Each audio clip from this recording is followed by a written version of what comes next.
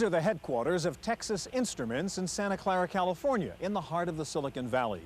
Inside this building, engineers are working on the next generation of TI systems software. But many of their colleagues working on the same project are 12,000 miles away in Bangalore, India, all interconnected via satellite. In India, Taiwan, and even China, American computer companies are finding a low-cost alternative to the high cost of domestic software development. Today, part 2 of our special look at third world software on this edition of the Computer Chronicles.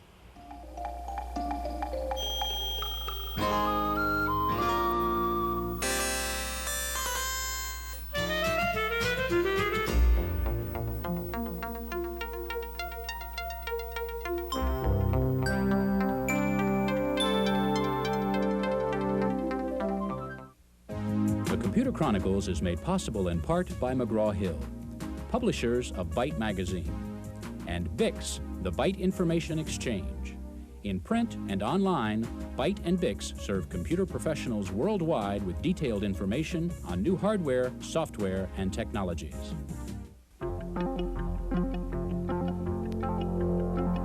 Welcome to the Computer Chronicles. I'm Stuart Chaffee. Gary Kildall is off this week. What I'm doing here is working with a program called PRISM. It's a comprehensive manufacturing, control, and management program. It's being used by many companies around the world in different countries. And what's most interesting about this program is it was developed under contract by a company in a third world country in India. In fact, many American computer companies, Texas Instruments, Hewlett-Packard, Digital Equipment, Apollo, Sun, Microsoft, Citicorp, are either developing software in India or negotiating deals to do so.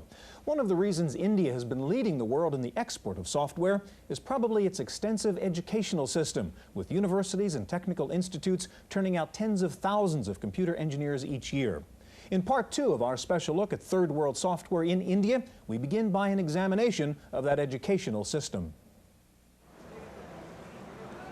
Here in this country of almost 800 million inhabitants, American computer companies have discovered a pool of 2.5 million English-speaking programmers and engineers.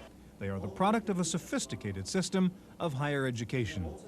India's major asset is manpower, not low-cost manufacturing manpower like you'd find in the Far East, but low-cost and, more importantly, high-quality engineering manpower. This university in Bombay is just one of several major universities and technical institutes scattered throughout the country that are producing more than 10,000 graduate engineers each year. Advantage is our manpower. We have tremendous potential. We can build very large pool of talented people in this field. I can find you 50 PhDs from US in less than 2 weeks. Okay. I can find you physicists, mathematicians, chemists, who will also have background in computer science. So not just computer science, a lot of other background. As you know, we have large scientific manpower, not just in computer science. One of India's major technical schools is the Indian Institute of Technology in New Delhi. Many graduates of the IIT choose to continue their studies in the States. I would rate the level of education, at least at the undergraduate level in India, in the Indian Institutes of Technology, comparable to best anywhere available. And I can say that with degree of confidence because our students have been able to find admissions in the best universities in the world, including Stanford, MIT, Berkeley, and you name it in US itself. The IIT's PC lab is open 24 hours a day and serves graduate and undergraduate students. There is such a demand for the lab that students often line up at the door waiting to get in. The Institute offers courses in design automation, robotics, computer networks, and parallel processing. A school with an altogether different curriculum is the NIIT, or National Institute of Information Technology. NIIT is a private group of training centers offering courses in basic computer literacy, programming, and systems design. The school staff are also available as corporate consultants. NIIT claims to have trained 50,000 students since its founding in 1982, yet in spite of the vast number of Indian programmers graduating each year, NIIT's director shares a common concern about India's brain drain. I think it's a very significant problem. I'm told that out of the IITs, which are our top-end technology institutes, almost 75% or more of the students graduating in computer sciences leave every year. That's one. And then even the software export activity, that also is pulling away a lot of our good people, because we are doing a lot of contracts where our people are working on contracts in the US. So they're there for 2 years or 3 years or 4 years. Whether Indian students choose to leave or stay, they graduate from school with another kind of talent, an acquired ability that may be the key to their success in the computer software field. Most of our people are already trained in English. Our languages are also very similar to English languages. They are structured languages. It's not pictorial language like Japanese or Chinese. And when you think in structured language, writing software becomes easier. When you write in pictorial language, writing software becomes difficult. So I would definitely say that Indians are much better software programmers than others. No question about it.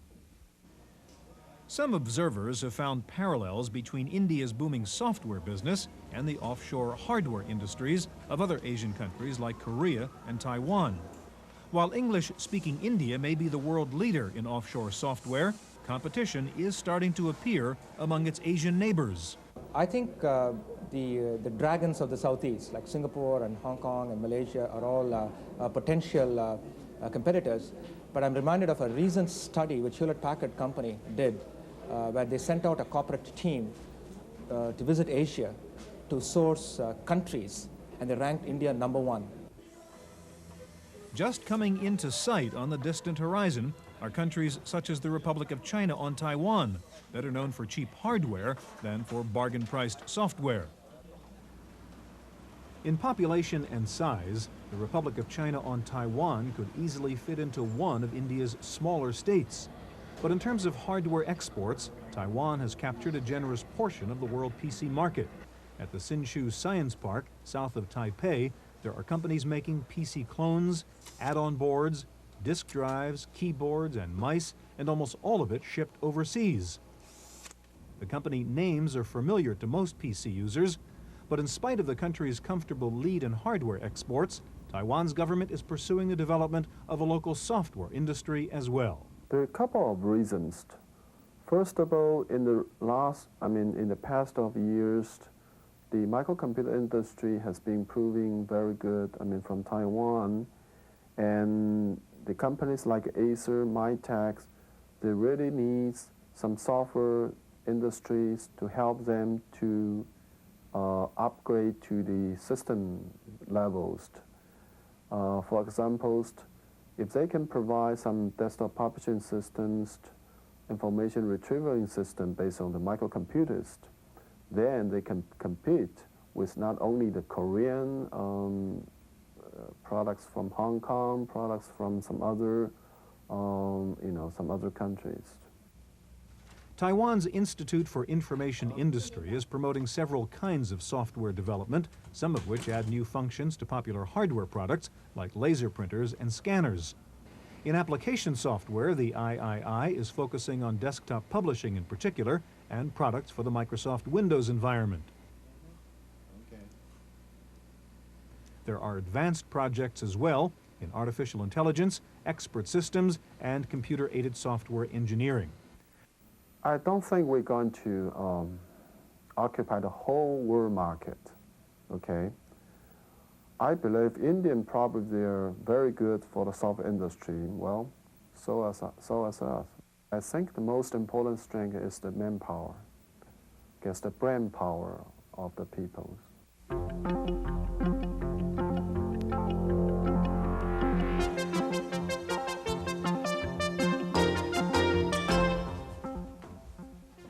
Paperback Software is one of the few U.S. firms selling software inside India. It just won a massive contract to supply 3 of its programs, with each computer sold into the Indian school system. A contract worth some 3 million copies of VP Planner, VP Info, and VP Expert the first year alone. Paperback Software also sells its product to end users in India through a distributor. And finally, the firm has contracted with Indian programmers to design a VP Expert-based expert system, which founder Adam Osborne suggests will revolutionize travel agencies.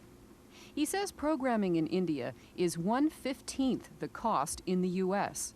It's just absolutely a natural way for us to be developing product. And we anticipate, well, we're going to start with this one, get things worked out, and in the end I foresee paperback software doing all of their major expert system product developments in the future, not the tool itself, that we will do here, we will continue doing here, but the products that use the tool we will be doing in India. Osborne spent much of his childhood in India, so he has a deeper understanding of the country than most. He believes that in a short time, the country will undergo a radical transformation. Salaries in India are going to go up. At the moment, they have an oversupply of programmers and engineers. First, they'll mop that up. Once they've mopped that up, then you're going to see salaries increase, and you're just going to see the same thing happening as you've seen in Korea or Taiwan and then Japan. And I would say by the turn of the century, Indian salaries are going to still be lower, but not that much lower. They're certainly not going to be a 15th. And sometime in the year 2020, I expect that India is going to be in very much the same position as Japan. You know, they're going to have enormous foreign reserves, but they're not going to have that much price difference anymore. For the Computer Chronicles, I'm Wendy Woods.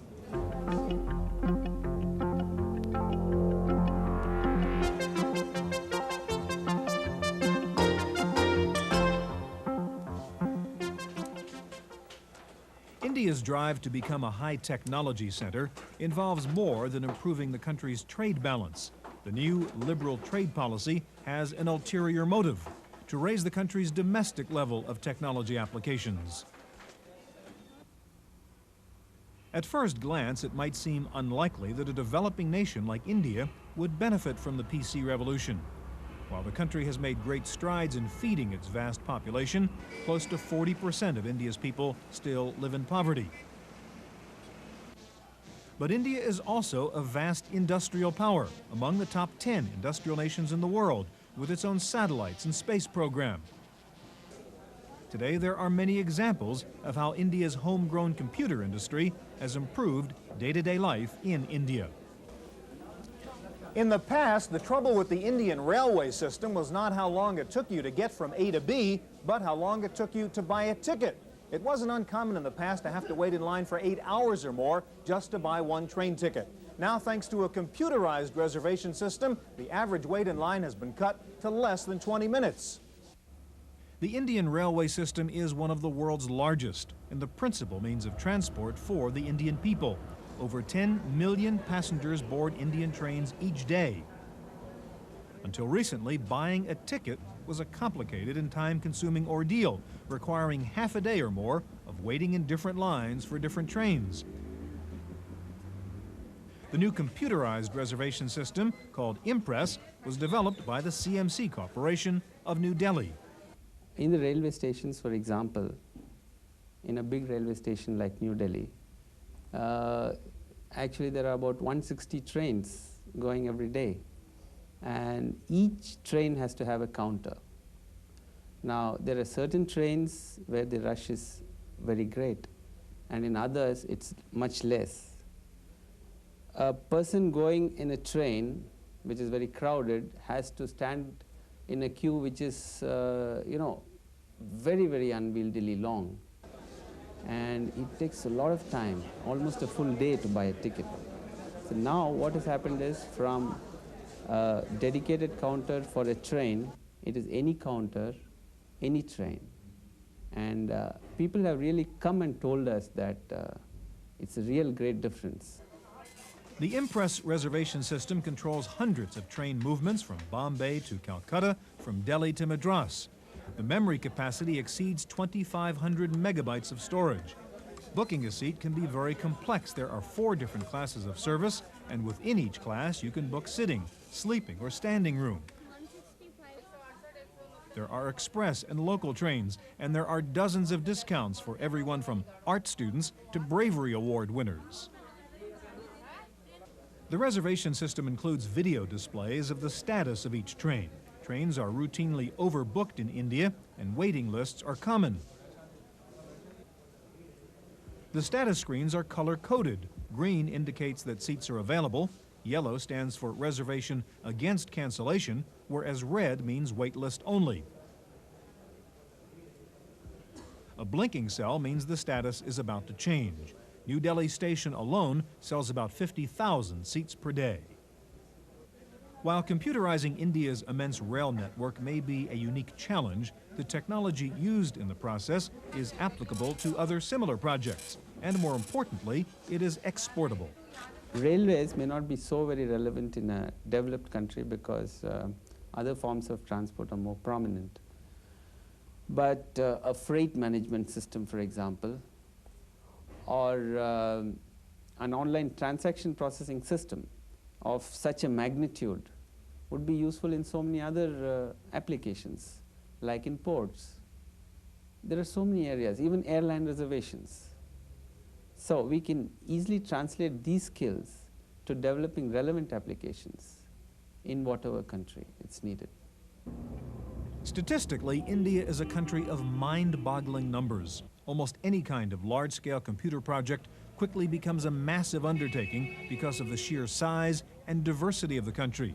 There are 12 cities in India with over 1 million population, and 4 of those have populations exceeding 4 million. Yet over 70% of the population lives in rural areas, scattered amongst 500,000 villages. In an effort to link the widely dispersed government offices, India's National Informatics Center is building a wide-area satellite network. When complete, it will link 32 state governments and 441 local districts with 500 Earth stations, possibly the largest network of its kind in the world.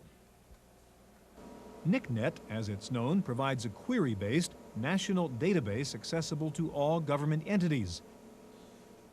NICNet reaches into every corner of India, including remote jungles where, according to reports, technicians were chased away by unfriendly local tribes.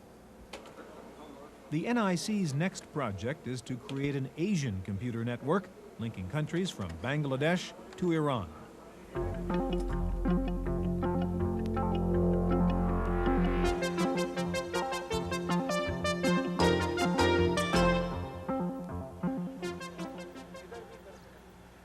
According to the new Indian trade laws, foreign companies can establish joint ventures with 40% minority partnership or 100% ownership under certain conditions.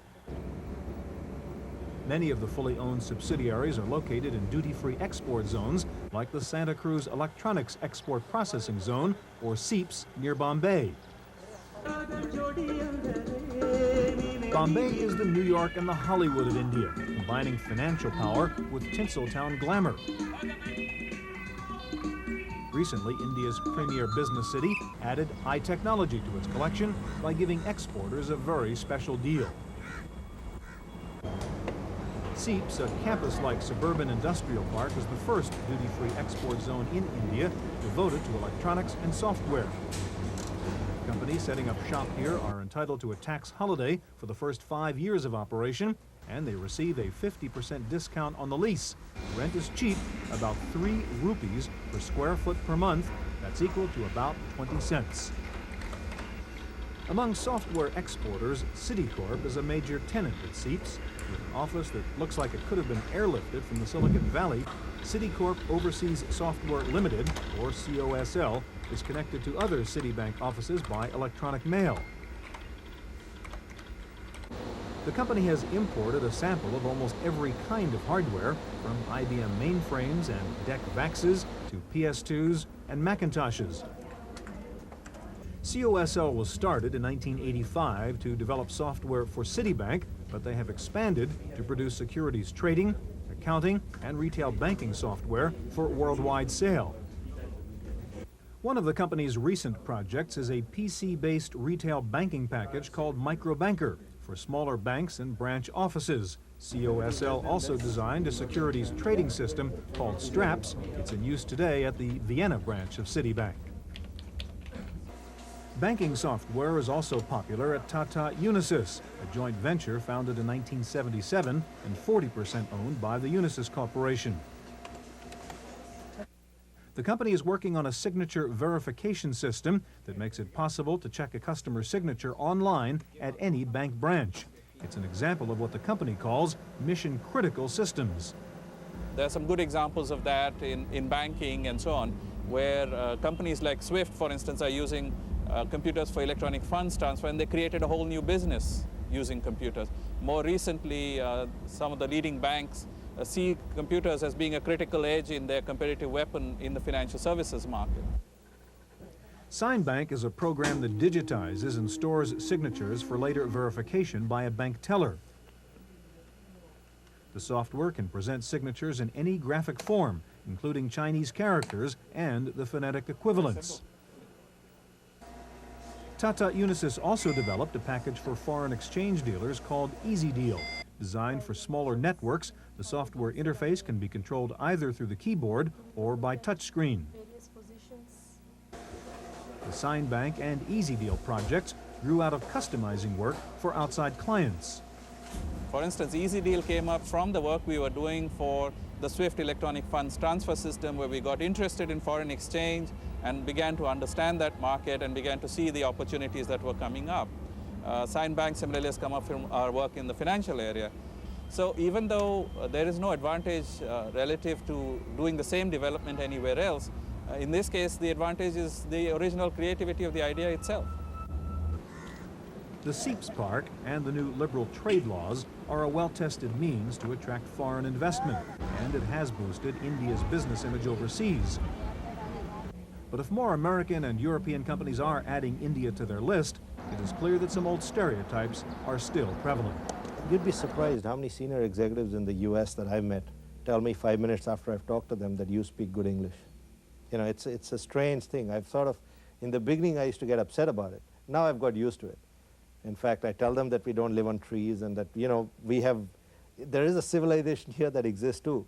As you know, we have large scientific manpower, not just in computer science. So we can put this manpower to use to expedite the software development worldwide. So together, we can bring information society faster to reality than US was to do it or Europeans were to do it by themselves, because this is going to require millions and millions of man years of software. So that's the potential.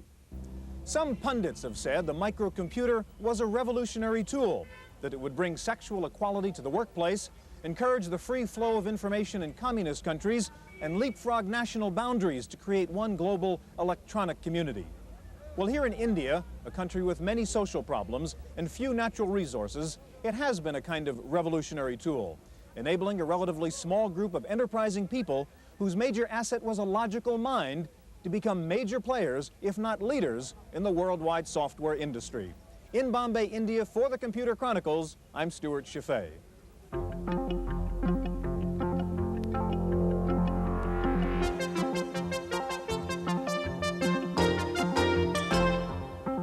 In the random access file this week, arch rivals Compaq and IBM have signed a cross-licensing agreement covering patents in the area of personal computers, peripherals, and other advanced computer technologies. Compaq said the patents it would license from IBM would include microchannel-based products, but Compaq said it had no plans to introduce MCA products and was still committed to ESA. The Open Software Foundation has announced that its Motif Unix interface is now available for licensing to software developers. The graphic user interface for Unix runs under the X Windows system and provides a PC-like interface for Unix. Several companies have already committed to Motif, including IBM, HP, DEC, Oracle, and the Santa Cruz operation. Hewlett-Packard has cut prices on its Vectra PC models in an effort to stay competitive with Compaq and IBM. The price on the high-end 386 Vectra was cut by $1,300. Lotus has come up with a tighter version of Freelance Plus, the charting and drawing program. The new release of Freelance Plus, version 3.01, requires only 438K of memory. Upgrades are available for $20. Want to get into the CD-ROM publishing business? Meridian Data of Scotts Valley, California has come up with a complete CD-ROM publishing package for under $5,000. It includes a CD-ROM drive, necessary software, and training leading to the production of a disc containing up to 30,000 pages of data. Meridian says it's hoping to convince more companies to start using CD-ROMs. A recent survey showed that 90% of Fortune 500 companies say they are thinking about getting into CD-ROMs, but only 4% are now actually using CD-ROM technology. The American Institute of Small Business has released a new software package called How to Write a Business Plan. Unlike other business plan programs, this one not only prepares the financial data, but also the complete narrative covering such areas as marketing, production, advertising, and so on. How to Write a Business Plan is available in PC or Mac formats and sells for $125. The U.S. Congress has launched a 2-year study on the future of computers in this information age. Representative Ed Markey, chairman of the House Subcommittee on Telecommunications, predicted that by the year 2000, 10% of the world's gross national product will be spent on computers and related equipment. He said Japan is already approaching the point where telecommunications products will represent 20% of their GNP. Finally, you're apparently never too young to start using computers. A new service called Computer Tots is selling a specialized computer education program for preschoolers aged 3 to 5. The system teaches the tots how to use floppy disks, keyboards, mice, and joysticks, and how to use simple math and graphics programs. Contrary to popular belief, the Computer Tots people say working with a computer is not an antisocial activity, but in fact brings kids together as they jointly try to problem solve. That's it for this week's Chronicles. We'll see you next week. The Computer Chronicles is made possible in part by McGraw-Hill, publishers of Byte magazine, and Bix, the Byte Information Exchange. In print and online, Byte and Bix serve computer professionals worldwide with detailed information on new hardware, software, and technologies. For a transcript of this week's Computer Chronicles, send $4 to PTV Publications, Post Office Box 701, Kent, Ohio 44240. Please indicate program date. सीमा सुरक्षा बल ऊंट सजीले छबीले हिलते डुलते सुंदर मनमोहक कमान Shri Madho Singh Bhati deputy कमान हमारी सीमाओं के सजग प्रहरी राजस्थान और कच्छ के रेगिस्तानी इलाकों में घुसपैठियों तस्करों और अब आतंकवादियों पर नियंत्रण पाने में ऊंट दस्ता बहुत ही उपयोगी। बीएसएफ के अधिकारियों और जवानों को अनेक वीरता पुरस्कार